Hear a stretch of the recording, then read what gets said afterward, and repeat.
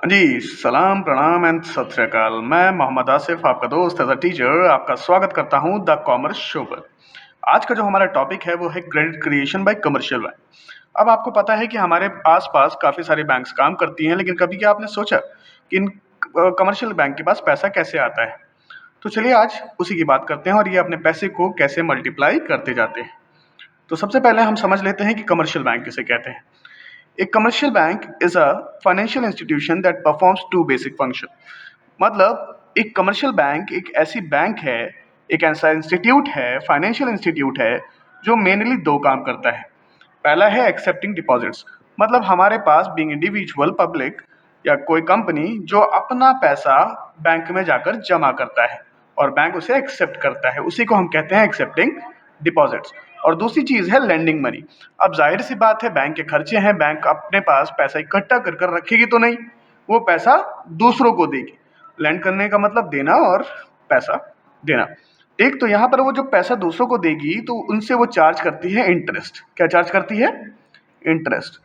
तो भाई साहब, ये जो इंटरेस्ट है यही मेन इनकम होती है किसी भी कमर्शियल बैंक की। अब ये इनकम कैसे जनरेट होती है, कितनी जनरेट होती है, वो हम समझेंगे क्रेडिट क्रिएशन में। लेकिन क्रेडिट क्रिएशन का प्रोसेस जानने से पहले हम जान लेते हैं क्रेडिट क्रिएशन क्या होता है। तो credit creation is a process through which commercial banks increase the money supply in the economy. It happens when bank lends out money to create new money in a form of bank deposits used to make purchases and investment. मतलब सीधे तौर पे हम कहें कि एक ऐसा process जिसमें कमर्शियल बैंक अपने पैसे को इंक्रीज करने के लिए, मनी सप्लाई को इकोनॉमी में बढ़ाने के लिए दो चार काम करती है। अब वो काम क्या है? काम करती है कि पहला वो लेंड करती है पैसे को। क्यों? क्योंकि वो क्रिएट करना चाहती है नए पैसे को। अब कैसे करेगी? वो करेगी कि हम आपको पैसा देंगे, आप पैसा खर्च करिए। वो पैसा जब आप खर्च करेंगे तो वो जिनके पास भी पैसा जाएगा वो पैसा वापस से अपने खाते में जमा करेंगे, और जब वो अपने खाते में वापस से जमा करेंगे तो बैंक वापस से उसे किसी ना किसी को देगी, और इसी तरीके से ये प्रोसेस चलता रहेगा।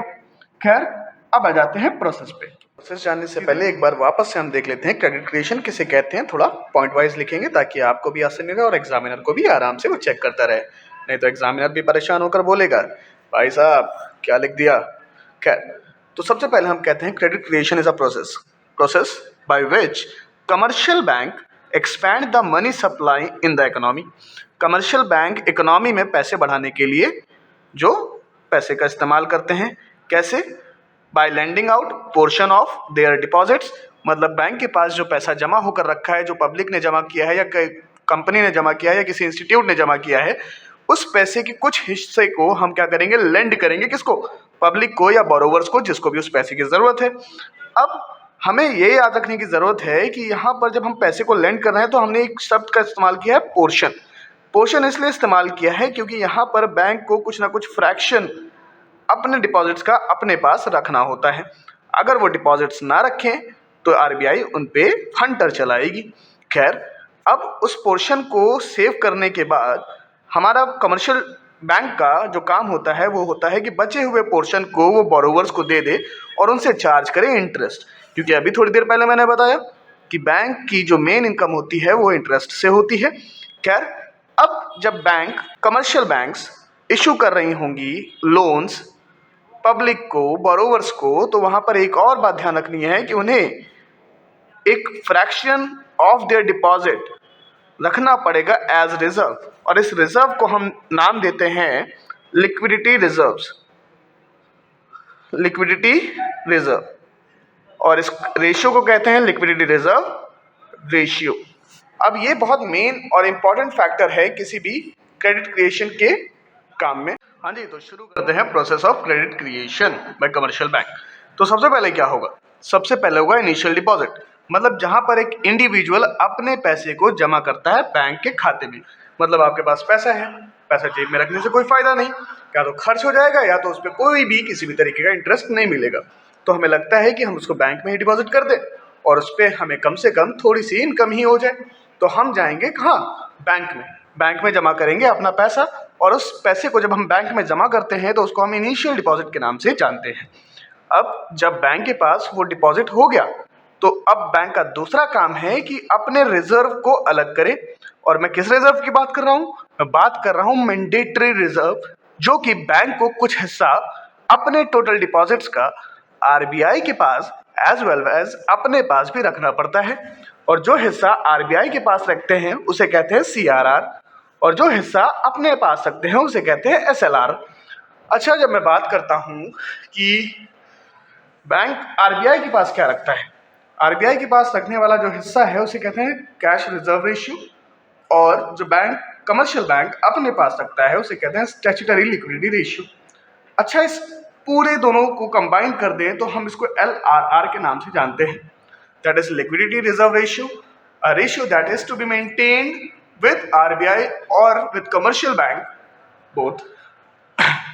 अब मैं बात करूं स्टेप नंबर 3 की। स्टेप नंबर 3 कहता है लेंडिंग। अब जब मैं लेंडिंग की बात करता हूं तो यहाँ पर आप समझ लीजिए कि जो पैसा बैंक के पास डिपॉजिट हुआ है वो सारा का सारा पैसा बैंक अपने पास ना रखकर उसे देता है लेंडर, बोरोवर्स को। किसको देता है? बोरोवर्स को। अच्छा, बोरोवर कौन होते हैं? वो लोग जो किसी पैसे को उधार पर लेते हैं और उस पर ब्याज चुकाते हैं, और वही ब्याज हमारे बैंक की क्या होती है? आमदनी होती है। तो third step is the bank can lend out the remaining portion of to borrowers. अब जब बैंक बोरोवर्स को रिमेनिंग पोर्शन कौन सा? मतलब 100 रुपये आए थे, इसमें से हमने रिजर्व के 20 रुपये माइनस कर दिए तो हमारे पास बचा 80।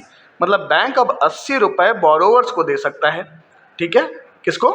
बोरोवर्स को। इस 80 रुपये को जब बोरोवर्स को देगा तो बोरोवर्स क्या करेंगे? उसको खर्च करेंगे। और जब ये खर्च करेंगे तो खर्च करने के बाद वो जो पैसा है जो खर्च हुआ है वो किसी ना किसी की आमदनी होगी। आमदनी जब होगी तो वो आमदनी लोग अपने पास ना रखकर कहाँ जमा करेंगे? बैंक में। बैंक में जमा करेंगे तो बैंक में वापस से होगा डिपॉजिट क्रिएशन। मतलब हमारा खर्चा किसी और की आमदनी, वो आमदनी लोग अपने पास ना रखकर हम ये मानते हैं कि बैंक में जमा करेंगे, और बैंक में जमा करेंगे तो बैंक वापस से डिपॉजिट क्रिएट करना शुरू कर देगा। अब यहाँ पर देख लीजिए, लिखा हुआ है सीधे सीधे, when the borrower spends the loan the recipient deposit the money into their own bank account that creates new deposits. अब जब मैं यहाँ कमर्शियल बैंक की बात कर रहा हूँ तो मैं यहाँ किसी एक बैंक की बात नहीं कर रहा। फॉर एग्जाम्पल कि मेरा खाता था कहाँ? पीएनबी में, और पीएनबी मतलब पंजाब नेशनल बैंक में, और मैंने क्या किया, वो पैसा उस पीएनबी से लोन लिया। लोन लेने के बाद मैंने उस पैसे को कहीं ना कहीं लगाया होगा, इन्वेस्ट किया होगा, खर्च किया होगा, कुछ ना कुछ उस पैसे सामान खरीदा होगा। जब मैंने कोई सामान खरीदा तो फॉर एग्जांपल मैंने मिस्टर एक्स से खरीदा। जब मैंने मिस्टर एक्स से सामान खरीदा तो मिस्टर एक्स की वो आमदनी हुई। आमदनी मिस्टर एक्स अपने बैंक अकाउंट में जमा करेंगे जाकर, और उस बैंक अकाउंट में क्या होगा? डिपॉजिट क्रिएट हो जाएगा। और वो डिपॉजिट जो क्रिएट करेगी बैंक, वो फर्दर लेंड कर देगी किसको? दूसरे लोगों को जिसको पैसा चाहिए, और ये प्रोसेस लगातार चलता ही चलता जाएगा। तो भाई साहब, हमने देखा कि credit creation commercial bank 5 step से होकर करता है। पहला काम होता है कि अपने बैंक में उसको पैसा इकट्ठा करना है। दूसरा काम होता है कि रिजर्व जो कि मैंडेटरी है आरबीआई की तरफ से, उसको अलग करना होता है। तीसरा, उस पैसे को, जो बचा हुआ पैसा है रिजर्व हटाने के बाद, उसको बोरोवर्स को देना होता है एज लोन्स। चौथा, वो जो लोन लोगों के पास पहुंच जाता है तो वो लोग क्या करते हैं कि उस पैसे से चीज़ें खरीदते हैं, उस पैसे को इन्वेस्ट करते हैं। और जब वो इन्वेस्ट करते हैं, फॉर एग्जांपल यहाँ पर मैं कहूँ ये मिस्टर एक्स हैं, इन्होंने पैसा खर्च किया और जो इनका एक्सपेंस था वो इन आदमी की इनकम हो गई। अब ये जो आदमी की इनकम हुई वो अपने पास तो पैसा रखेगा नहीं, तो ये पैसा जमा कर देंगे जाकर बैंक में, और बैंक में फर्दर से डिपॉजिट क्रिएट हो जाएगा। अब जब बैंक में डिपॉजिट क्रिएट हो जाएगा तो बैंक वापस से क्या करेगी? फिर से पैसा दे देगी, और ये प्रोसेस लगातार लगातार लगातार चलता रहेगा और पैसा क्रिएट होता रहेगा। अब इस इफेक्ट को कहते हैं money multiplier effect. Money multiplier effect ये कहता है कि ये जो प्रोसेस है ये लगातार चलता रहेगा चलता रहेगा चलता रहेगा तब तक जब तक अपनी मैक्सिमम लिमिट तक पैसा मल्टीप्लाई ना हो जाए। अब इसी को समझाने के लिए एक क्वेश्चन के साथ, एक फॉर्मूले के साथ चीज़ें समझ लेते हैं। सबसे पहले मैं बताता हूँ क्रेडिट मल्टीप्लायर को। Credit multiplier is the ratio of total amount of credit created to initial deposits. मतलब जो पैसा शुरुआत में बैंक के अंदर डिपॉजिट होता है वो कितने गुना से अपने आप को मल्टीप्लाई होकर दिखाएगा। ठीक, अब इसको समझने के लिए एक छोटे से एग्जाम्पल की बात कर लेते हैं। इस एग्जाम्पल में देखिएगा कि जो हमारा LRR दे रखा है वो 10% दे रखा है, और जो हमारा इनिशियल डिपॉजिट दे रखा है वो 10 रुपए के आसपास दे रखा है। ठीक, अब अगर हम कहें कि क्या 1 रुपए कितने रुपए में बदलेगा, तो यहां पर निकालने के लिए हमें एक फॉर्मूला अपनाना पड़ेगा। 1 डिवाइडेड बाई रिजर्व रेशियो, मतलब 1 डिवाइडेड बाई LRR। अब मैंने कहा कि हमारा जो इनिशियल डिपॉजिट था वो 1 रुपए था, LRR हमारा 10% है, तो हमारा जो LRR आएगा 10%, तो उसे हम 0.10 लिखेंगे, और इसको आप जब सॉल्व करेंगे तो आपका 10 रुपए आ जाएगा। इसे हम 10 टाइम्स में लिखते हैं, रुपए में नहीं लिखते। ठीक, मतलब अगर हम 10 रुपए इनिशियल डिपॉजिट करते हैं तो वो 10 गुना से मल्टीप्लाई होकर 100 रुपए बन जाएगा, इफ अगर हमारा LRR 10% है। अब इसको समझने के लिए हम सीधे तौर पे एक फॉर्मेट को फॉलो करेंगे। फॉर्मेट में देखेंगे कि LRR 10% दे रखा है, इनिशियल इन्वेस्टमेंट 1000 दे रखी है, रिजर्व रेशियो 10% है, इसी को हम LRR कहते हैं। ठीक है, और यहाँ पर क्रेडिट क्रिएशन कितना हो रहा है। सबसे पहले हम मानते हैं कि 1000 रुपए हमारी बैंक में आया, 10% LRR हटा कर रख देंगे तो 10% 1000 का होता है 100 रुपए। अब 100 रुपए तो बैंक ने अपने पास रख लिए, लेकिन बाकी 900 रुपए मार्केट में चले गए। मार्केट में बोरोवर्स ने जब 900 रुपए लिए तो 900 रुपए खर्चे होंगे, 900 रुपए खर्चे होंगे तो वापस से किसी की आमदनी होगी, और वापस से आमदनी जब किसी की होगी तो वो 900 के 900 रुपए हम मानते हैं कि बैंक में जाकर वापस से डिपॉजिट हो जाएंगे। मतलब ये 900 रुपए खर्च होने के बाद किसी की आमदनी बनेंगे, आमदनी बनने के बाद एक्सपेंस क्या बनेंगे, इनकम। इनकम क्या बनेंगे, डिपॉजिट्स। 900 रुपए वापस से बैंक में डिपॉजिट हो गए।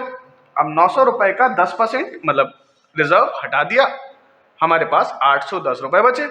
810 रुपए अगेन एक्सपेंस होंगे किसी की आमदनी, और वापस से बैंक में जाकर जमा हो जाएंगे। और ये प्रोसेस लगातार चलता रहेगा जब तक हमारा इनिशियल इन्वेस्टमेंट 10,000 नहीं हो जाता। क्यों? क्योंकि हमारा जो मनी मल्टीप्लायर आया था वो था 10%। मनी मल्टीप्लायर, या इसे आप क्रेडिट मल्टीप्लायर बोल दीजिए। ठीक, तब तक चलता रहेगा जब तक हमारा इनिशियल इन्वेस्टमेंट 10,000 ना हो जाए, रिजर्व 1000 ना हो जाए, और जो हमारा क्रेडिट क्रिएशन है वो 9,000 ना हो जाए। अगर हमारा LRR 10% है और इनिशियल इन्वेस्टमेंट 1000 रुपए का है। शुक्रिया, मिलते हैं अगली वीडियो के साथ।